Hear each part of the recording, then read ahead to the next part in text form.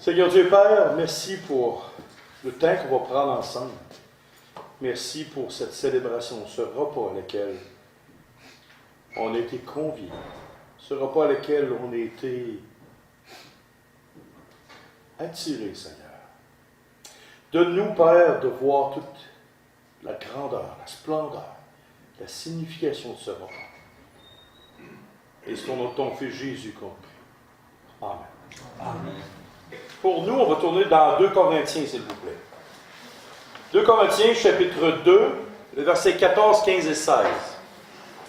Grâce soit rendue à Dieu qui nous fait toujours triompher en Christ et qui répand par nous en tout lieu l'odeur de sa connaissance.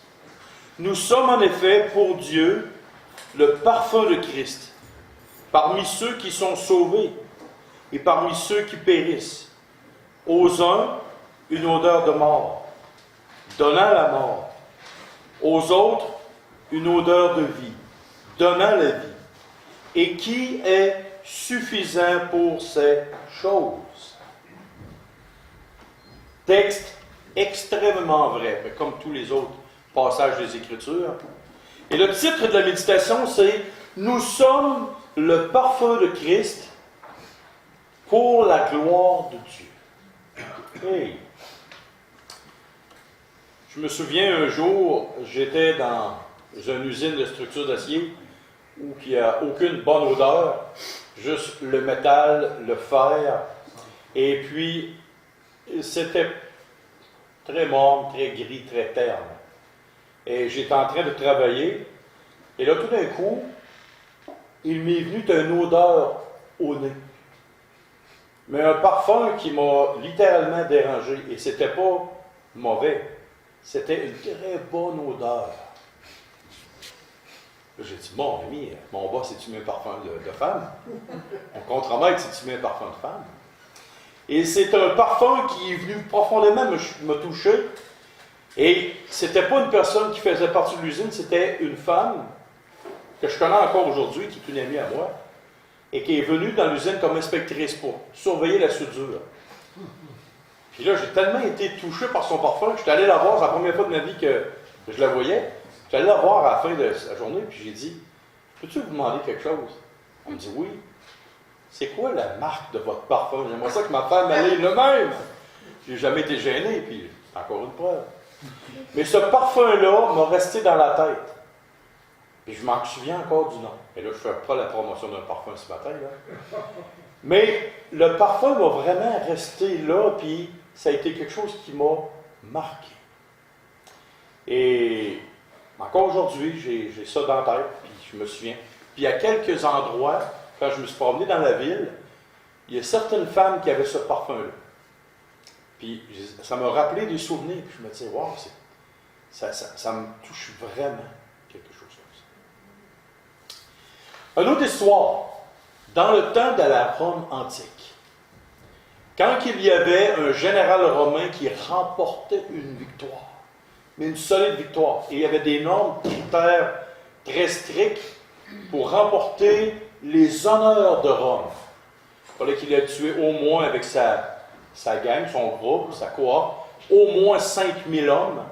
C'était pas vraiment quelque chose de beau, mais c'était les normes. Et il y avait des normes à respecter. Et ces gens-là, le général, son équipe, se promenaient au travers les rues de Rome avec toutes les acclamations, la gloire. Et il finissait dans l'arène avec tous les honneurs de Rome, apprécié de l'empereur, parce qu'il avait encore gagné du terrain, puis toute la gloire des hommes. Il y a quelque chose de particulier quand tu lis l'historicité de ces textes-là, c'est qu'il y avait le général romain, il y avait les soldats, mais il y avait dans la procession, il y avait une espèce de grosse place qui faisait brûler des parfums. Littéralement. Et que tous les gens qui assistaient à cette procession-là sentaient l'odeur qui appelait l'odeur de la gloire.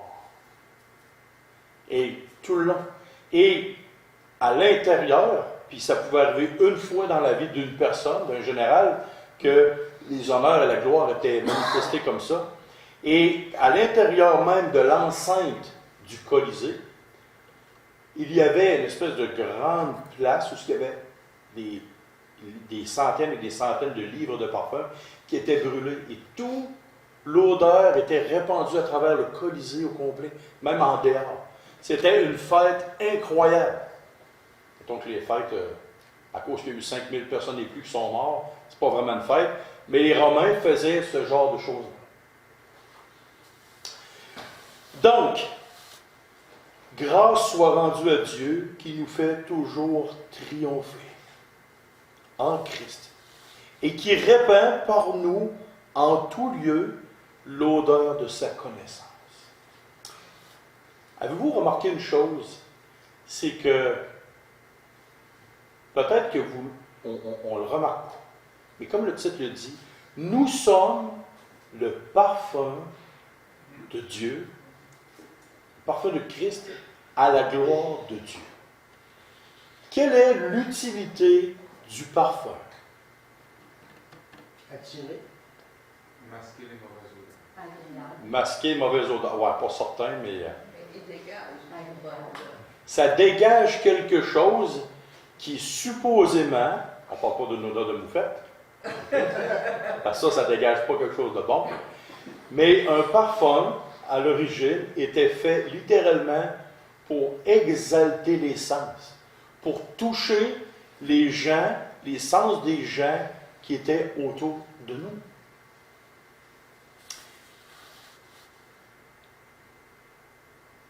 Comment est-ce que quelqu'un de mort, spirituellement, peut sentir bon?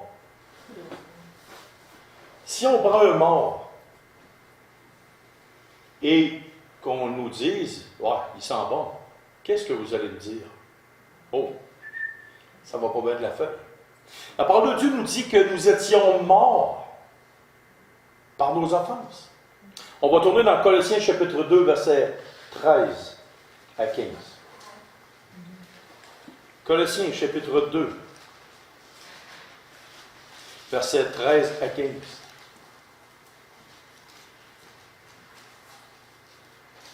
Vous qui étiez morts par vos offenses et par l'inconcision de votre chair, il vous a rendu à la vie avec lui, en nous faisant grâce pour toutes nos offenses.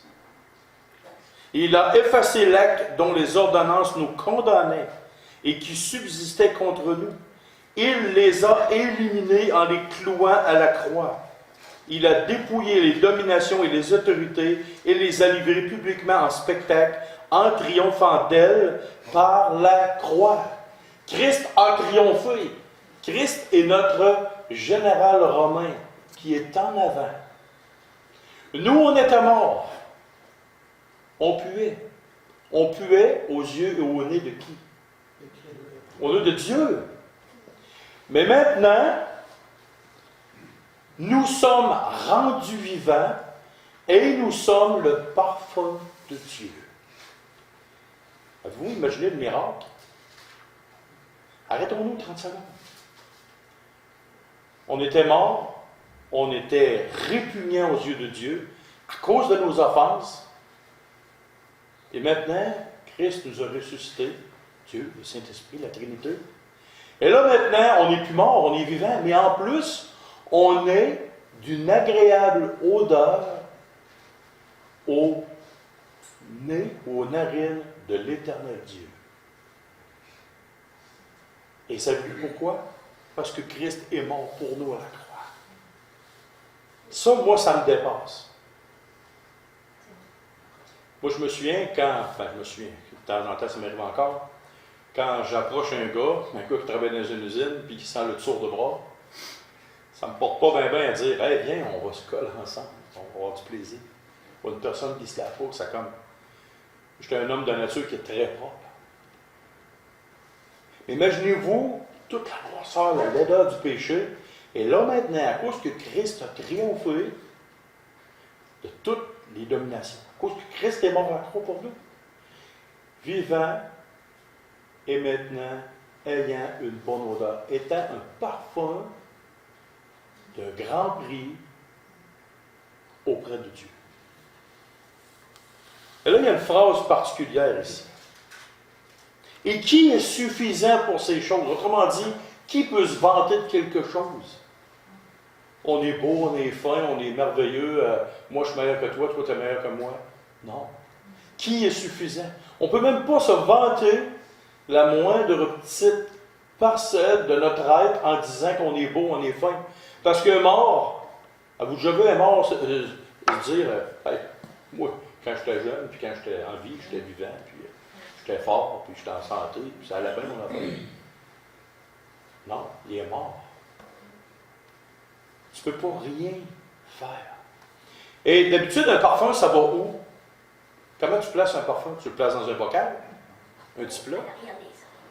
Non, mais avant qu'il soit répandu, il est dans un pot, il est dans un flacon, et puis là, on le propage. Mais il y a un texte particulier dans 2 Corinthiens 4.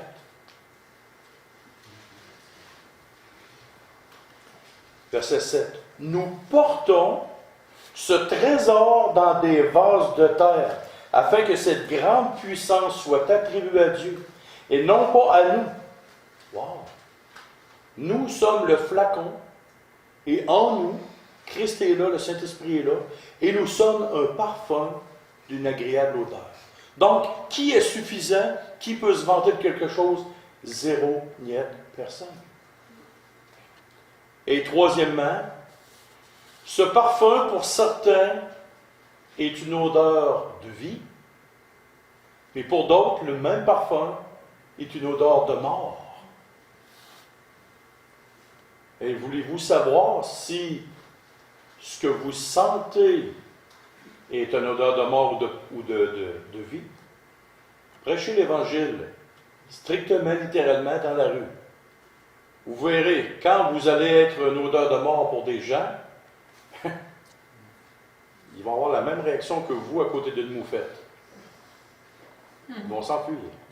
Si vous êtes une odeur de vie, qui est ça en réalité, les gens vont écouter, les gens vont porter attention. Et encore là, c'est à cause de Christ. Fait que pour moi, dans ma vie personnelle, c'est un privilège, j'estime comme un très grand privilège, que en moi, il y a un trésor inestimable et que je suis d'une agréable odeur pour Dieu. Je suis le parfum de Christ. Un parfum qui se répand. Si pour certains, je suis une odeur de mort, comme cette semaine, c'est arrivé à mon travail, il y a un gars de mon travail qui est... J'ai écrit avec lui, j'ai texté avec lui, ça allait très bien, mais il est en phase terminale, stade 4. Et je lui ai posé la question, est-ce que tu penses-tu à l'au-delà, quelque chose de la vie après la mort? Il dit, ah non, je n'ai pas l'intention de mourir cette année. En tout cas, c'est pas lui qui décide. Mais là, j'ai posé la question. Je lui ai écrit, au travers de d'autres choses ici, tranquillement, là, tu sais, pas trop raide. Puis là, j'ai cité ce passage-là. Jean 11. Jésus dit, je suis la résurrection et la vie. Celui qui croit en moi vivra, même s'il meurt. Et quiconque vit et croit en moi ne mourra jamais. Crois-tu cela? Et pour lui, j'étais une odeur de mort extrême. Il a été offensé, offusqué. Ses parents aussi. Ses parents ont écrit un message à mon boss d'entreprise, lui demandant de ne plus jamais que je communique avec lui. Mon propriétaire de l'entreprise m'a fait venir dans son bureau et lui-même était scandalisé par ça. J'ai demandé, j'ai dit, est-ce que tu comprends que ce message-là est un message d'espoir? Il n'a rien voulu savoir. Personne ne voudrait savoir de ça. OK, parfait. Mais il y a une chose, par exemple. Devant Dieu, j'étais fier d'être le parfum de Christ. Le parfum de Christ. J'étais fier, j'étais heureux de ça. Pour certains, j'étais une odeur de mort. Pour certains, c'est un message d'espoir. Le même message que j'ai déjà dit à quelqu'un, c'est des gens qui sont venus à Christ. Mais pour certains d'autres, ça a été le scandale total. C'est de la folie pour ceux-là qui périssent. Oui, le 3 est une prédication de folie pour ceux qui périssent, mais une gloire pour ceux qui sont sauvés. Donc, est-ce que ce matin, en prenant le repas du Seigneur, en sachant que nous sommes le parfum de Christ, est-ce que nous sommes heureux et fiers d'être le parfum d'une agréable odeur aux yeux de Dieu? Est-ce que nous sommes conscients que nous étions morts et que si nous sommes devenus le parfum de Dieu, parfum de Christ, c'est parce que Christ est mort. Il a triomphé comme le général romain. Il a triomphé et nous, on suit en arrière. Et l'odeur qui est autour de nous se répand. Et tout ça pour la gloire de Dieu. En espérant que cette courte méditation vous a fait réaliser votre position, que vous êtes le parfum. Et je pourrais prêcher aussi sur l'implication que ce parfum-là a dans la vie des jeunes. Mais ça, je réserve ça pour l'école du dimanche tantôt. On va avoir d'autres choses. Fait que Steve, tu n'as pas tout tort. Alors, avec cette pensée-là, on va prendre le repas du Seigneur.